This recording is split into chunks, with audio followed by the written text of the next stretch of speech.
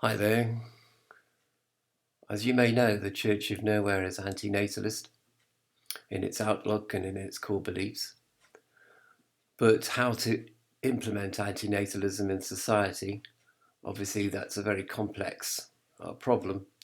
And it's an educational problem, it's a sociological problem, it's a problem of balancing legislation versus human rights. It's a big thing. Um, let's not muck about the place here.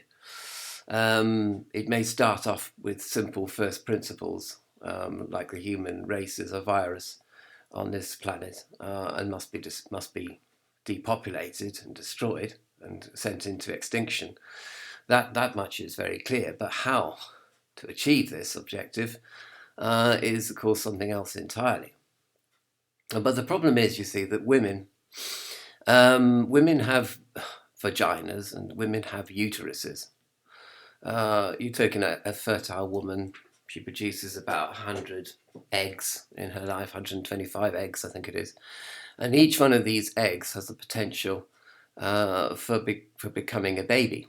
Um, so, I mean, obviously, that's a theoretical figure because even in the 19th century, when women were no better than cows, they had something like 18, 20 pregnancies, of which most of them died before the age of 5, which was really quite common in those days, and which was a brutal fact that is pretty much overlooked, except when people start doing family history and then they discover the full horror of life in the 19th century and even up to I suppose the 1950s, really. Anyway, you could sort of get polio and all that kind of stuff as well, right up to 1960s. And so life was pretty horrible, pretty awful. And people say, women got tough and women were tough and women were used to babies dying. I really, I don't think you can assert that, really. I mean, they used to say that in Africa. They used to say the Africans didn't feel pain like Westerners, and that's why they could live in squalor and pain every day, and it wouldn't matter because they weren't really like white people. They didn't have the same nervous function. I'm not quite sure. I think pain is a very interesting thing. Pain and culture do actually go together. Anyway, I'm digressing enormously here. The fact is that women can have babies, and this is what we don't want them to have. Okay. So now we have to split into. I mean, women obviously have got brains as well, as vaginas and uteruses. They also have brains. And the thing about it is that women, there's a typology of women in the world, as they're probably, and this actually does correspond to men as well, by the way, in case you're saying I'm being sexist.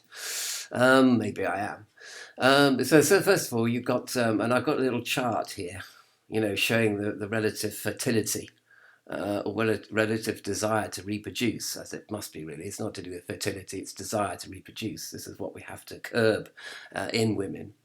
So basically, you have the masculine woman who's straight. And these usually belong to a higher social class, usually upper middle class, middle class. And they're very much into family planning, contraception, conscious sex, regulated sex. They're quite matter of fact about it. They're not very romantic. They're very, they believe in population control, but they don't necessarily believe in antinatalism. In fact, actually, and they're pretty sort of strong women and masculine, and they are very, very opposed to people like antinatalists. Actually, if on the street, but they will have about one or two children, let us say, two maximum, maybe three, according to their social status. But they're into children, but certainly they're also into family planning, and these are the sort of women that have dominated the culture for a very long time, well, ever since the mid 18th century, really. Strong, the masculine straight woman. And then you have the masculine gay woman. I've got them also. They sort of also want to have children as well. I mean, they're not opposed to having children per se. I mean, obviously they'll get them through adoption or intrauterine impregnation or something like that, you know. But again, they're very into, obviously they might only want to have one child or two children at the most, really.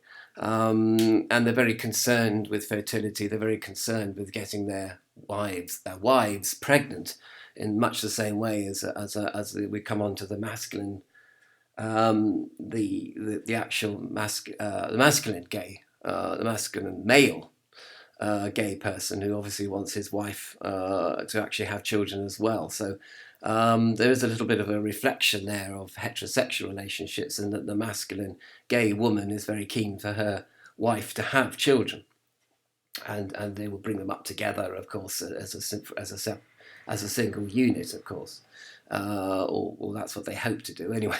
I'm not sure if it all works out like that, but anyway, that's the hope. It depends on the relative income status of the couple and all that kind of stuff.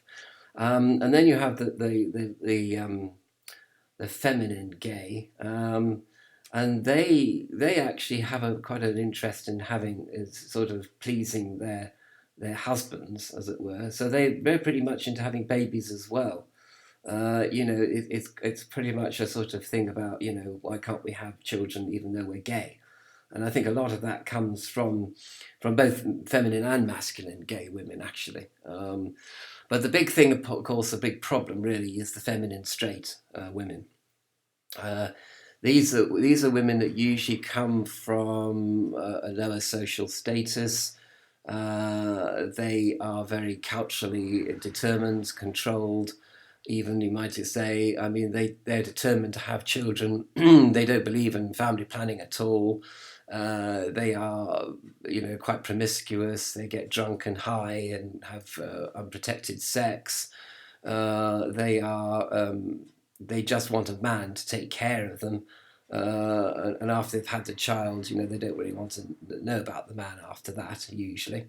And you know, they are the main problem, I suppose, really. But we'll sort of come back to them in the later. There is an asexual person, asexual woman, and these are women that really don't think about sex or babies at all. You know, and they are different, basically, from the masculine straight and the masculine gay. They really, really don't want to think about sex. They put their libido in. They don't have much of a libido, and what they do have, they actually want to challenge. Want to channel into non-biological expressions of their libido. So they're very much part of what would be good for antinatalism, because they look at everything in a rational way, but they also look at everything in a quite emotional way, and they realise too that human beings are a virus on this planet, and they think it's immoral that human beings exist at all. And they have a very sort of advanced moral sense of how having children is not right. And since they don't have much sexuality either, you know, it doesn't really bother them. But of course, they are very different from the feminine straight woman. And this woman, as I said, is really the nub of the problem, because they make themselves attractive. They want to attract a mate. As I said, they you know, they don't really they have children even if they can't afford them. You know, they really are a massive problem, and they just go on. They're not only do they not want population control. Well, they certainly don't want antinatalism, and they don't even want population control. They just leave it up to the fates. They leave it up to God or something like that. They're usually even quite religious as well. And at the heart of the anti-natalist movement, of course, is a lot of these women, and of course also the masculine straight woman as well is included in this. They are often very, very hostile to the idea of not using their uteruses for the purposes for which they were created. Okay, and this is their idea. I've got a womb, I can use it, sort of thing. But they're not always. But I mean, it's complicated because they're not actually into having babies. They're into having cute little dolls, really, which is what they actually want. Nobody wants to go through childbirth and the risks of childbirth. Nobody wants to bring up children with all the nappies and all that kind of stuff. They just want a sort of picture card, cute creature, like a sort of like some men want sex dolls, you know. And these women definitely sort of think of babies as being like dolls, really. So they have quite an immature attitude to reproduction. In fact, they don't even really think about it as reproduction. It's literally sort of some kind of thing that just happens to you. You know, it's literally the stalk. They don't have any biological awareness. And very often these women get, as I say, high and drunk and just have unprotected sex and wonder why they get pregnant after. I mean, they literally, and a lot of them also have sex, unprotected sex, because they want to be attractive. And if a man says you're not very attractive, you know, I'm the only one who's going to want to have sex with you, they often fall for that one. And they often dedicate their lives, sacrifice their lives to a man that doesn't even believe they're very fanciable. But they are very into physical appearance, obviously. I think a lot of feminine straight women are obsessed with how they look. Actually, they never look good enough. They're very, you know, they want to be told they're beautiful. They want to have a lot of their you know, the norms, values, and beliefs that attend to our so-called sexually liberated society to be bolstered up with the media and with fashion and things like that. Very often they're slaves to fashion, really. And they are part of the feminine sheeple, as it were. They just, you know, they're into just shopping and things like that. All the things that used to be said of all women really can be said of this one group, this one typology, one type of woman, which of course isn't fair on the other women because, you know, the masculine gay, the masculine straight, and even the feminine gay have a much more balanced attitude to everything in life, really. And they're much more individualistic, or they seem to want to be more individualistic as well, which is great. So basically, what I think the job of the antinatalist is to deconstruct society in such a way that we get less feminine straight women and more masculine gay, more masculine straight even, and more feminine gay. We certainly want to get more gay women on the go. We want more asexual women, and we want more gay women, and we want women to be less concerned with fertility and more concerned with putting their energies into more useful contributions to society, whilst there is still a society to contribute to, of course, because obviously our main objective is extinction of the human race, obviously.